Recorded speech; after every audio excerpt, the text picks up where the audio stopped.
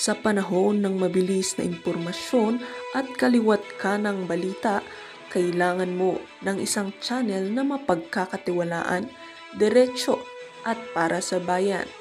Ito ang Balitang Pambansa, ang iyong bagong tahanan ng mainit na issue, tunay na impormasyon at mga balitang hindi mo dapat palampasin. Mula sa mga trending na kaganapan sa social media hanggang sa mga seryosong isyong pambansa. Bantay kami sa bawat sulok ng bansa para sa iyo. Hindi lang basta chismis, kundi validated news, mga impormasyon na may batayan at mga kwento ng tunay na buhay Pilipino. At kung gusto mong laging nauuna sa kaalaman, huwag kalimutang mag-like, mag-share at higit sa lahat, mag-subscribe. Dahil sa Balitang Pambansa, balita mo, boses mo, bayan natin ito.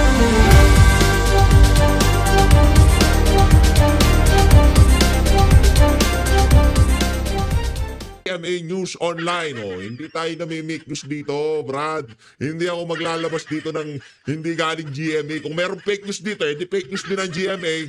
Base dito kay Gibo Chodoro.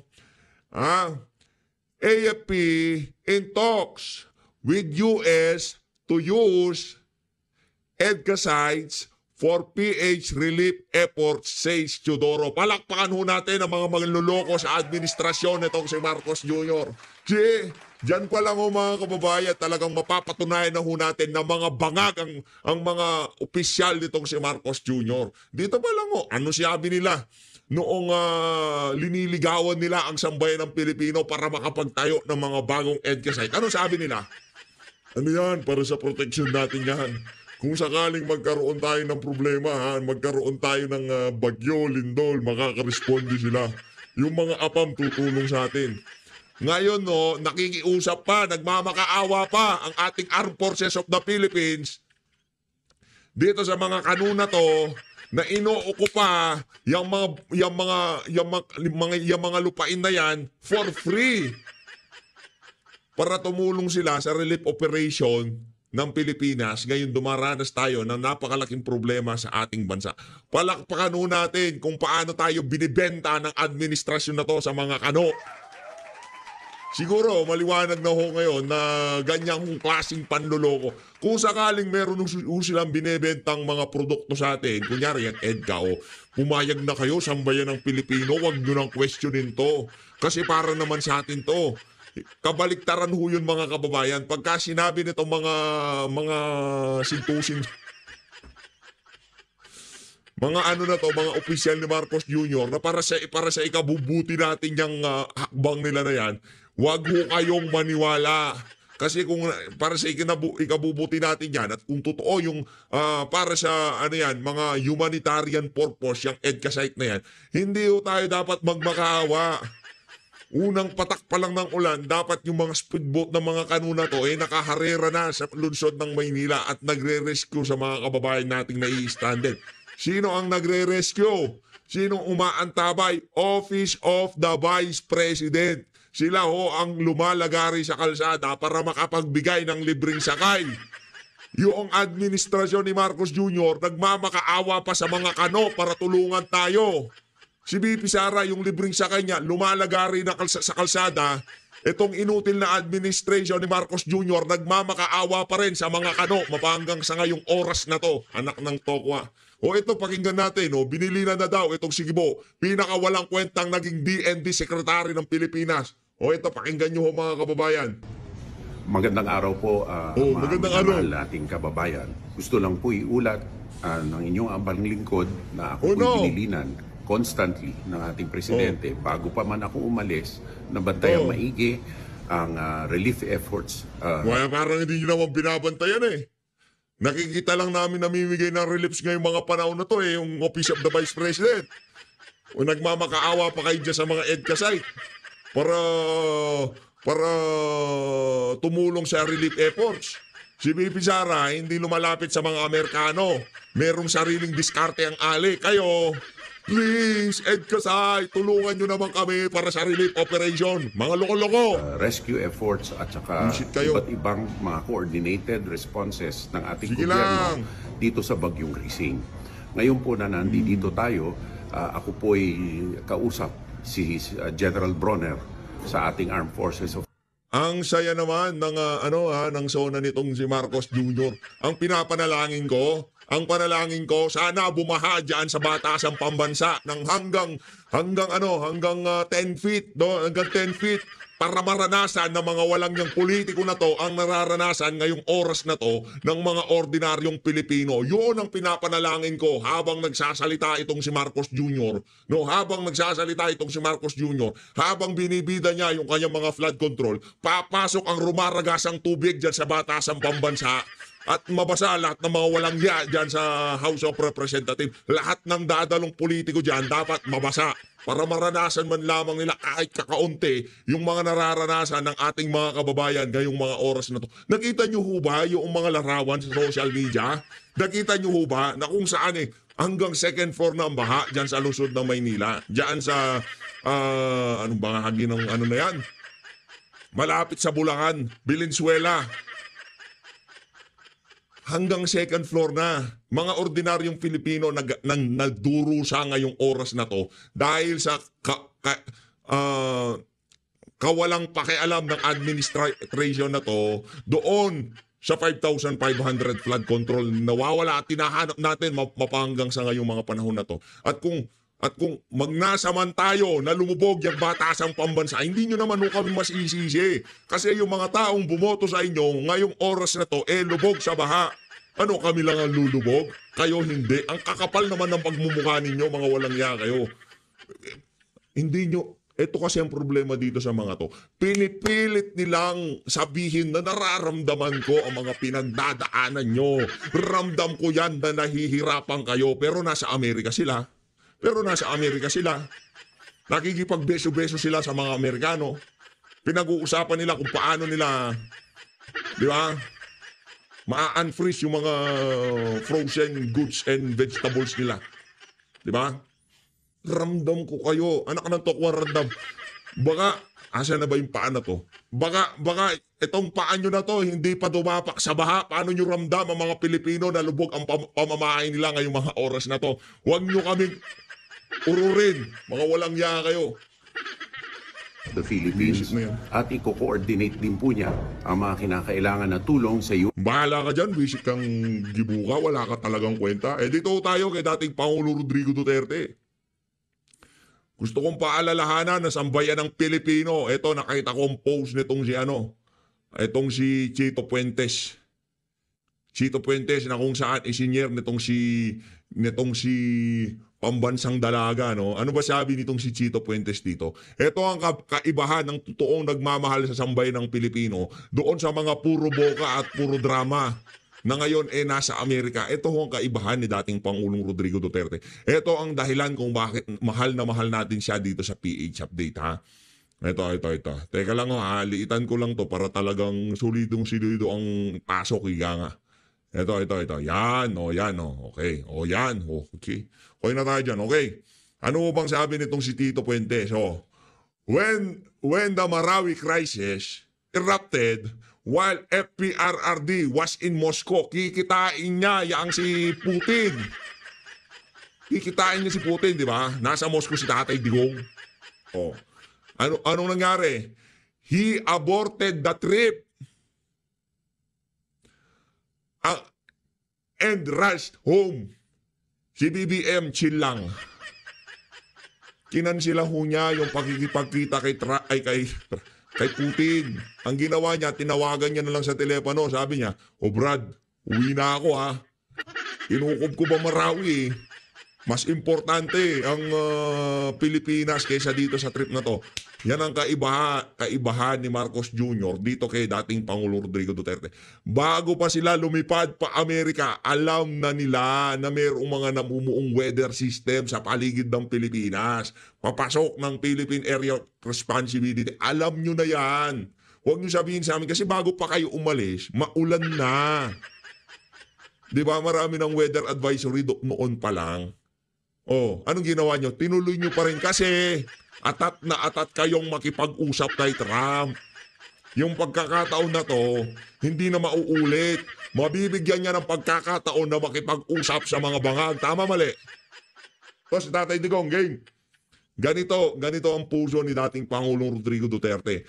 Etong pagmamahal na nararanasan niya ngayong mga panahon na to, ikaw Marcos Jr., maging kalansay ka na lang, magurgur ka na't lahat-lahat, hindi mangyayari sa ito. Hindi ka mamahalin, pati ng mga Ilocano. Pakinggan nyo ito mga kababayan. If you are now the president, you have to unite the country. You do not go there to divide people. Alam mo, sabihin ko sa'yo, all Ilocanos, hero nila si Marcos, and they want... Marcos Sr., hindi Marcos Jr., bangag yun. Si Marcos Sr., hindi nagbabangag yun, hindi nagpupulburon yun. The president, bury there. For as long that that issue hangs, wala tayo, it will remain a divisive factor in our society, in the Republic of the Philippines. Yung pagkakaibigan nyo ni Bongbong Marcos has something to do also with your decision? No. Hindi yan, that is the reality of governance. I want to unite this country. We cannot unite this country if all the Ilocanos have nor this kind of sentiment. You have, someone has got to give. Ilibing mo na lang. Ngayon, sinong hero ng mga Dabawenyo? Di ba, sinong hero ng mga Dabawenyo? Dapat hindi ginawa yan ni Marcos Jr. dito kay dating Pangulong Rodrigo Duterte. Ginawa pa rin niya. Ang sugat na yan na ilinagay sa puso ng mga bawat Dabawenyo, hindi yan makakalimutan. Hanggang matapos ang walang hanggan ika nga. Hindi, pati kami nagmamahal na hindi Dabawenyo, hindi mawawala yan. Hindi namin kakalimutan ang apelidong Marcos na isa sa pinakawalang kwentang apelido sa buong Pilipinas, Marcos. At kasama dyan si Amy, siyempre. Hindi naman pwedeng absuelto yan dahil naghiring-hiring. Isa pa yung isa pa yung ali na yan. Isa pa yung ali na yan, sa totoo lang. Magkakaano rin yan, magkaka-oras din yan. Maya-maya, hanap tayo na mapag-uusapan dyan kay Amy Marcos. Sasalansanin din natin yan. Abang lang ho kayo. Tatay Diggs, magpalakas ka. Lagi kang kasama sa panalangin ng bawat nagmamahal sa iyo at bawat Dabawenyo. No? Magpalakas ho kayo. Kailangan nyo hong makauwi dito at patuloy na maging simbolo ng pag-asa sa bawat Pilipino at bawat Dabawenyong nagmamahal sa inyo. Sa mga hindi nagmamahal, ganyan talaga. Pagka hindi nyo mahal si Tatay Digong, isa lang yan. Ibig sabihin, enabler kayo ng mga bangag o di naman kaya meron kayong kamag-anak na bangag. Takot kayo na Duterte maupo kasi magtotokhang na naman at baka pumlakda sa kalsada yung inyong mga, di ba? Ganun lang naman kasimple yan. Okay. Lipat na ho tayo dito. Ito na nga. Sige, Dilima ha. Ikaw, Dilima. Alam ko, yung mga kababayan natin dito, medyo happy trigger ho tayo ngayon kasi masakit. Masakit. Habang itong mga politiko na to, pa-travel, papunta-punta ng Japan, papunta-punta ng Europe, papunta-punta ng US, yung mga kababayan ho natin, pati yung mga pantit brief nila ngayong mga oras na to, lubog sa baha. Kanto ko, di ba? Yung mga singit-singit nila, lubog sa baha. Tapos, sa 28, makikita natin sila naka-Pilipinyana, naka-Barong Tagalog, papasok sila sa bulwagan ng batasang pambansa, magsasalita itong si Bangag, habang ang sambayan ng Pilipino lubog sa baha ngayong mga panahon na to, tila bagang walang nangyari. Di ko na alam talaga. Dapat nga yung zona na yan, postpone Bakit? Ano naman to ka, paano mo ibibida yung flood control? Paano mo, hindi ka na naman magsasalita kaugnay sa baha? Alam ko na ang palusot ng mama na yan sigurado. Climate change. Yoko na. Ito, tuloy ko natin. Friday, Nelson at Sen, medyo meron tayong isang issue na nabitin Yung binabanggit natin. Kasi marami ang tumalakay sa atin. Pero, isa lang yung nabanggit natin, yung sulat ng Korte Suprema sa Kongreso natin. Pero isa lang ang nabanggit natin Pero dito ho kasi ngayon, Sen at Nelson, doon sa puntong yung judicial overreach.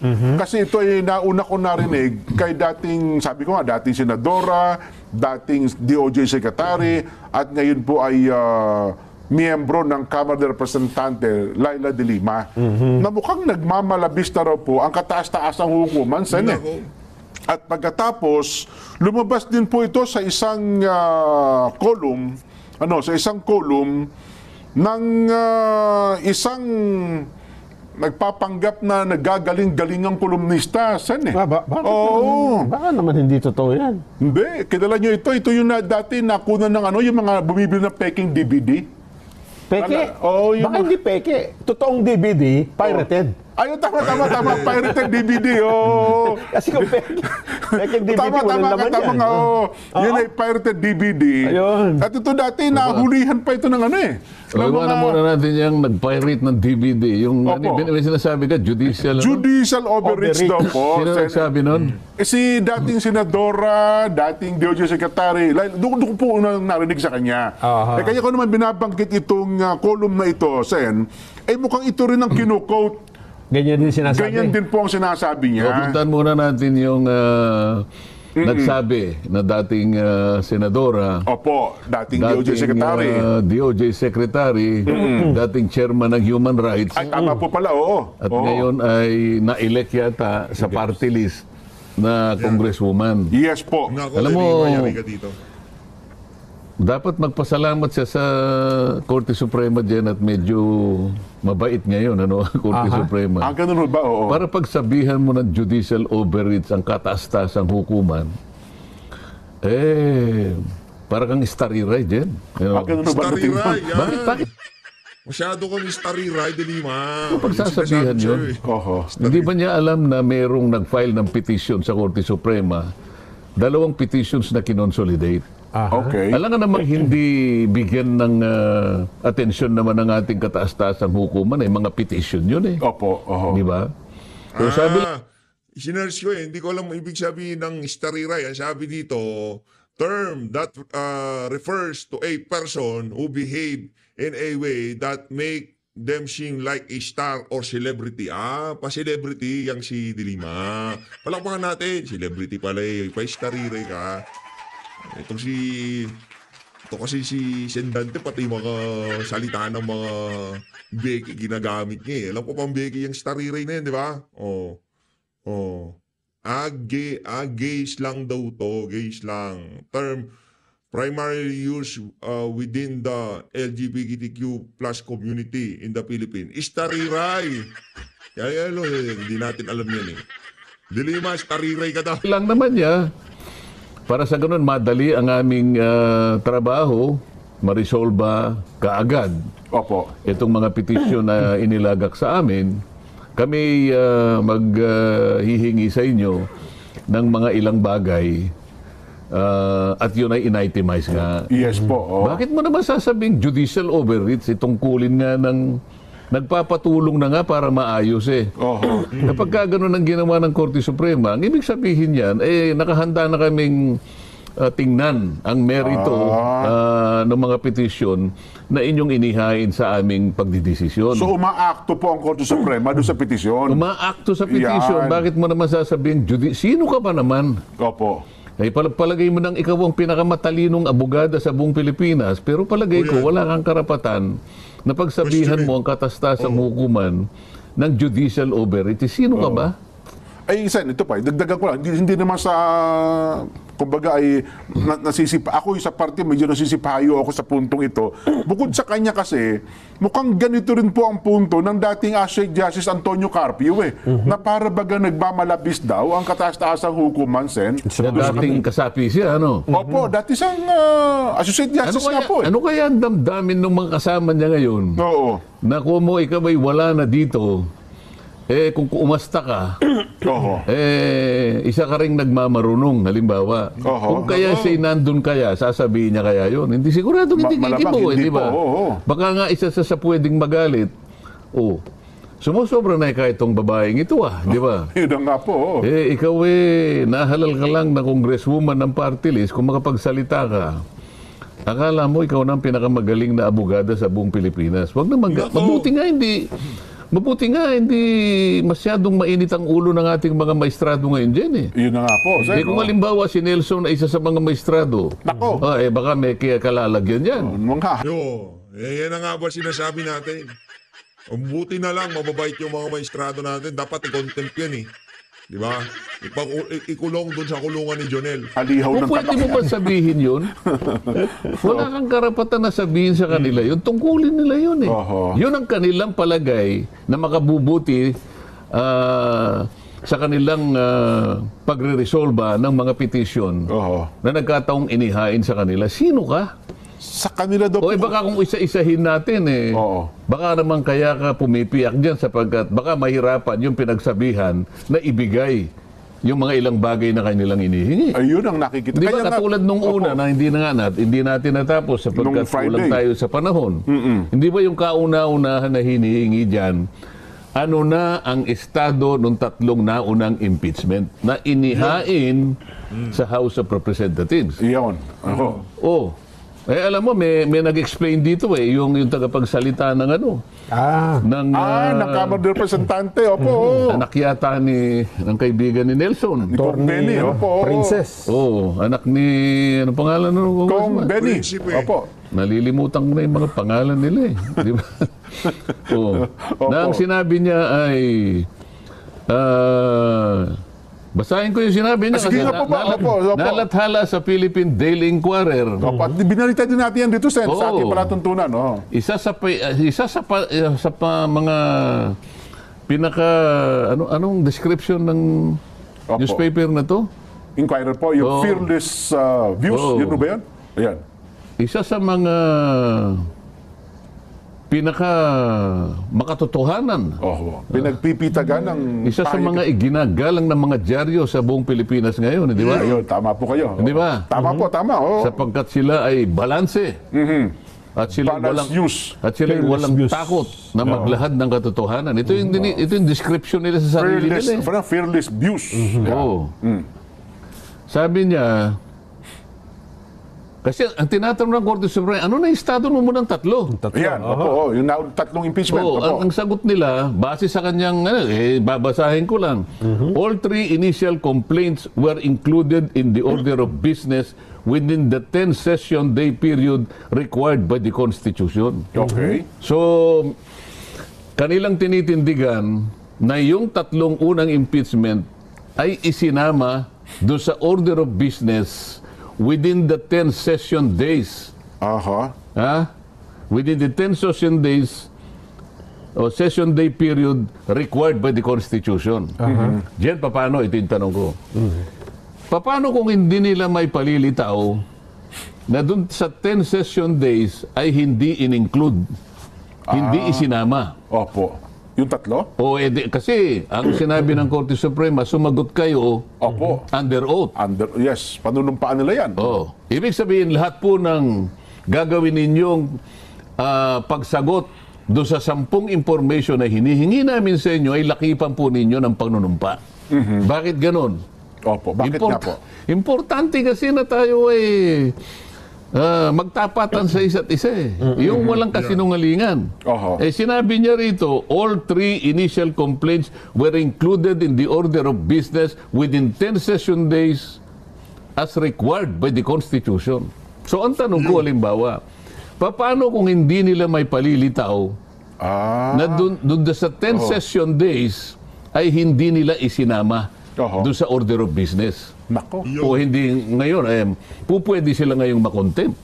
Yun ho ba yung ibig sabihin? Kapag may panunumpat, nagsinungaling kayo, dapat wala nagsinungaling. Doon pa lang makokontempt ka na Halimbawa, tinawag siya doon, Bakit mo sinabi na yung tatlong unang impeachment complaints na hinihingi namin sa inyo ay ibigay mo yung estado, bakit sinabi mo na lahat sila ay naisama doon sa order of business within the 10-session day period as required by the Constitution.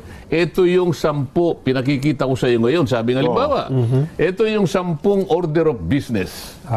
Orders of business. Isa-isahin natin kung itong 3 ay nailagay dito. Ipakita mo nga sa akin, sabi niya halimbawa. O di ngayon, di kukunin niya. Kung hindi niya maipalitaw. Nako. O di pwede siyang kasuhan ng perjury. Opo. Kasi sinumpaan mo ito Ang perjury is a criminal. Opo, kasong kriminal yan. Isang kasong kriminal. Kaya nga, sabi ko, magpakaingat tayo dito.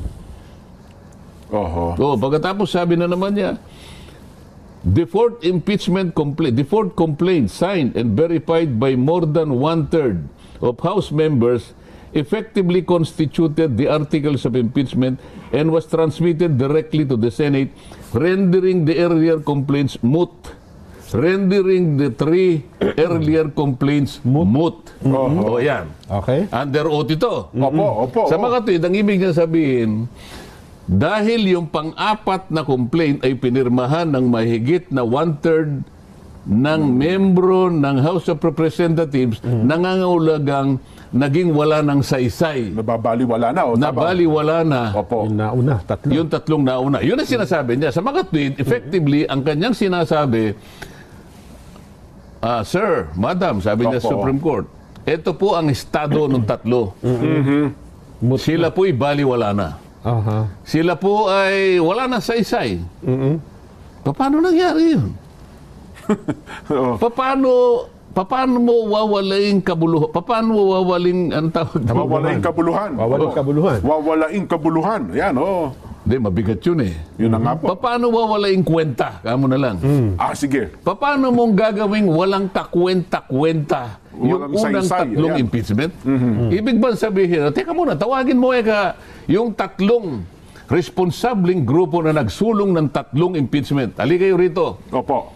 Ito ang ginawa ng House of Representatives sa inyong naunang reklamo. Sa inyong mga naunang ginawa nilang patay. Ginawa nilang walang kakwenta-kwenta. Sapagkat yung pang-apat ang kanilang pinirmahan at yun ay pilit na itinulak. Ito yung status. Magkakasala sila rito.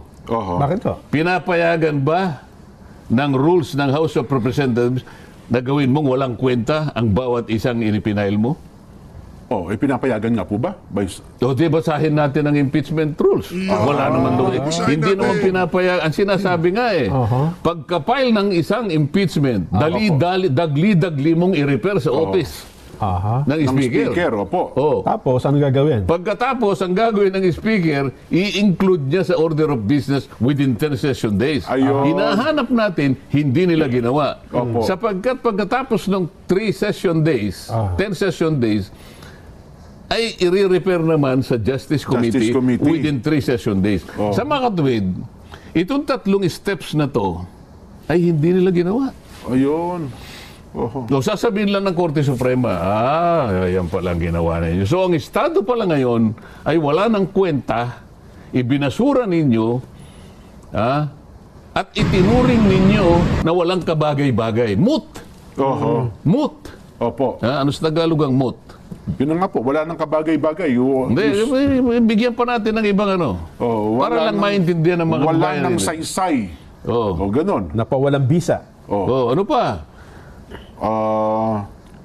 Ano pa ba? Gusto ko maraming synonyms. Wala nang kabuluhan. Wala nang kabuluhan, walang saysay, walang kakwenta-kwenta, wala nang bisa. Ito ang estado ngayon nung 3 naunang complaints. Yun ba ay pinapayagan ng rules of impeachment ng House of Representatives? Parang pinapayagan sila kasi gano'n ang ginawa nila Hindi sila pinapayagan. Ganun lang ginawa nila. Ibig sabihin, sasabihin ng Korte, nahuli ko kayo ngayon. Naku po. Bakit? Nung bang magsulong ng impeachment yung isang grupo noong December 2? December 2 ito dyan, Na-anticipate nyo na ba? Nahulaan nyo na ba na mayroon pang 4th impeachment na mangyayari? Oo nga, no. Parang may hinihintay kayo, parang gano'n Kaya nga, unang-una tinatanong ko, bakit? Sa palagay nyo ba, nung merong maghain ng December 2, isa man sa inyo naisip, hindi, meron pa pang-apat eh. Kaya huwag nyo munang gagalawin. So, ang tanong ng Korte Suprema sa inyo ngayon, meron ba kayong discretion? Meron ba kayong kapangyarihan na hintayin nyo muna yung pang-apat bago nyo galawin yung una? At saka yung pangalawa, at saka yung pangatlo? Nako. Dito pa lang eh. Ito nga yung sinasabi ko sa iyo. Nasa una pa lang tayo, yung estado pa lang eh. Nako. Pagkatapos sasabihin, judicial overreach. Alam mo kung bakit nila sinasabi? Sapagkat magkakapahiyaan dito eh. Okay. Ang ginagawa nung sinasabi mo kaninang dakilang babae Opo. na nakaupo sa maraming tubig. Nako. Si Nelson lang ang nakakialam nun eh. Opo. Nakalihim. Dakilang babae na nakaupo sa maraming tubig. Ay upang salagin. Opo. Upang sa ganon ay kanyang depensahan ang isang bagay na kahit kailan ay hindi may susumite ng House of Representatives. Sapagkat dito matutukoy mo ano na ang estado. Dito lang tapos na eh. So A pa lang yan, Sen. Tapos A na. pa lang ito. Hanggang kay ata yan. So, A pa lang. PCDF. Pagkatapos nagkukomplain yung gumamit ng pirated. Yan, ituloy mo. Yung pirated na DVD. Kasi sabi niya sa kanyang artikulo, Sen. Ano sabi? Noong humingi daw po ang Korte Suprema sa Kamara ng paliwanag tungkol sa proseso ng impeachment, laban daw po sa pangalawang Pangulo, ay para anyang pumapabor ang Korte Suprema sa Senado kumpara daw po sa Kamara de Representante. Yun ang kanyang hinuha. Paano pumapabor? Yung notice na yun, directed sa kanilang dalawa. Yun na nga po. Ang sabi ng Korte Suprema, sinabi niya to House of Representatives and the Senate, di ba? Dalawang branch, kapulungan ng Kongreso ang kanyang binigyan ng order. Requiring both of them to submit the following under oath. Paano pinoproteksyonan ng Senado? Para daw po, ituloy ko sana, para daw kasi sinasabi ng Korte na hindi marunong magbasa mga halal na opisyal natin, para sinasabing para mga robot lang sila, walang isip o Hindi, doon muna tayo sa dinidepensahan. Kasi bigla na lang silang magsasalita, marunong silang magsulat pero hindi nila iniintindi kung anong galing sinusulat. Paano dinipensa ng Senado? Sa tingin ko, dahil ang Senado wala nang kailangan gawin, dahil na sumagot sila, tama sila, sabi ko nga sa inyo eh. Sabi ng Senado, kagalang-galang na kataas-tasang hukuman, sorry po, kami po ay hindi na makakapagbigay ng inihingi ninyo sapagkat wala po kaming kinalaman sa lahat ng mga inihingi nyo sapagkat yan lahat ay galing po sa House of Representatives. Ang totoo po niyan, sabi niya, nung isuli po namin yung articles of impeachment, yan din po ang inihingi namin sa kanila. Kaya kami po, wala pong kinalaman diyan sa mga, katulad po niyang inihingi, ano po yung estado ng unang impeachment. Hindi naman po sa amin ibinigay, yun ay sa kanila po eh. Paano po namin may sasubmit yan? Kung yan po ay nabasa nila, ay hindi naman po kami ang magbabasa. Membro po na pumirma dyan, na 215 sila po magbabasa, hindi po kami. Sabi ng Senado. Yung pong inihingi po ninyo na kung lahat ng pumirma na yan ay binigyan ng ebidensya at nabasa nila, na-appreciate, hindi rin po kami yun eh. Sila din po yun. Yun lang ibig sabihin ng Senado. Kaya akala mo kinakampihan, sabi niya, hindi po. Ang Senado ay walang kakayahang magbigay niyan sapagkat wala sila niyan. Lahat ng inihingi nandun sa House of Representatives. Puntahan natin yung sinabi niya uli. Ano sabi niya? Walang kakayahan. Para daw lumalabas na yung Kongreso ay walang kakayahang, hindi nakakaintindi ng kanilang binabasa at para daw robot at para daw po na-hypnotize na basta na lamang pumirma doon sa complaint. So ang ibig niya sabihin yun parang binibigyan ng parang pinatatapang lahat yung 215. Tama ito eh. Bakit kinakailangan kaming, ba't kailangan pa tayong kuhanan na kung ano-ano kung binasa natin o hindi? Bakit? Tayo ba tayo ba'y just? Halimbawa, ganun di ba? We're just daw. Hindi ba basta lang? hindi ba nila dapat sabihin naman na kaya naman nating basahin? Yung pa ba naman kailangan nilang usisain sa ating kung tayong isa-isa nating binasa ito? So parang inaapuyohan ngayon ang 215, di ba? Yun daw po yung judicial overreach. So, Ba't yun ang pinapakialaman nyo pa yung katalinuhan ng mga paano? Ito sasabihin ko sa inyo. Bakit hindi ganun ang gagawin ng Korte Suprema? Kapag ka binasa mo yung impeachment complaint na pinirmahan noong 215, pangkaraniwan kasi sa last na pahina doon, kailangan sabihin mo, kami pong nagsipirma ng lahat ng ito. Kami po'y 215 lahat. Opo. Bago po namin pinirmahan ito, binasa po namin. Okay. Pangkaraniwan kasi sinasabi mo yun eh. Oo, tingnan mo yung kanilang impeachment complaint kung merong sinasabi na isa man sa kanila ay binasa. Ang nakalagay doon, pinirmahan po namin. Opo. Yun lang. Pero hindi nila sinabing binasa po namin. Mahalaga yun eh. Totoo. Ngayon, ang Korte Suprema, nakita niya, teka muna, nakalagay nga rito, pinirmahan nila. Pero wala man lang isang nagsabi na binasa nila. Ay, nako, dyan tayo nagkakaproblema. Hindi nyo